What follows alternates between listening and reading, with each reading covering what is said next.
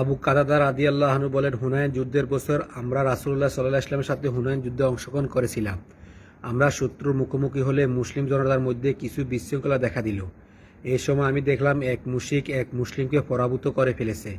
আমি পেছনের দিক হতে গিয়ে তরবার দিয়ে তার গর্দান ও কাঁধের বড় রোগের উপর আঘাত করলাম এবং তার পরিহিত বর্ম কেটে ফেললাম। সে ফিরে আমার উপর আক্রমণ করলো এবং এমন জোরে আমাকে চেপে ধরল যে আমি যেন মৃত্যু যন্ত্রণা অনুভব করলাম। তারপর সে মৃত্যুর কোলে ঢলে পড়লো, আমাকে ছেড়ে দিল। আমি উমর রাদিয়াল্লাহু আনহুর কাছে গিয়ে বললাম, জনতা পরাস্ত হলো কেন? তিনি বলল, মহান আল্লাহর মর্জি। এরপর মুসলিম জনতা ফিরে এসে আবার আক্রমণ চালিয়ে মুশরিকদেরকে পরাজিত করল। যুদ্ধ শেষে রাসূলুল্লাহ সাল্লাল্লাহু আলাইহি ওয়াসাল্লাম এক স্থানে বসেই বললেন, যে মুসলিম কোনো মুশরিককে হত্যা করেছে, তার কাছে এই বিষয়ে প্রমাণ রয়েছে, তাকে নিহত ব্যক্তির সকল দ্রব্য দেওয়া হবে।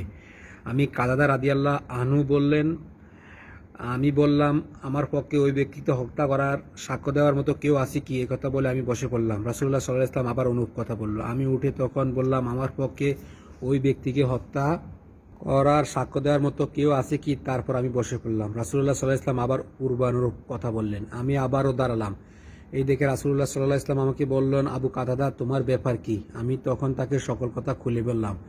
এমন সময় এক ব্যক্তি বলে উঠল, সে সত্য কথা বলেছে, তার হাতে নিহত ব্যক্তির দ্রব্য সামগ্রী আমার কাছে বর্তমান রয়েছে, তাকে সম্মত করে সেগুলো আমাকে দিন। তখন আবু বকর রাদিয়াল্লাহু আনহু বলেন, আল্লাহর কসম, তা হতে পারে না। আল্লাহর এক সিংহ যে আল্লাহ তার রাসূলের পক্ষে লড়াই করে থাকে, যুদ্ধের ময়দান হতে তার ছিনিয়ে নেওয়া দ্রব্যাদি তোমাকে প্রদান করার ইচ্ছা রাসূলুল্লাহ সাল্লাল্লাহু আলাইহি ওয়াসাল্লাম করতে পারেন না। রাসূলুল্লাহ সাল্লাল্লাহু আলাইহি ওয়াসাল্লাম বললেন, আবু বকর ঠিক বলেছে, অতএব এই সকল দ্রব্যাদি তুমি আবু কাতাদাকে দিয়ে দাও।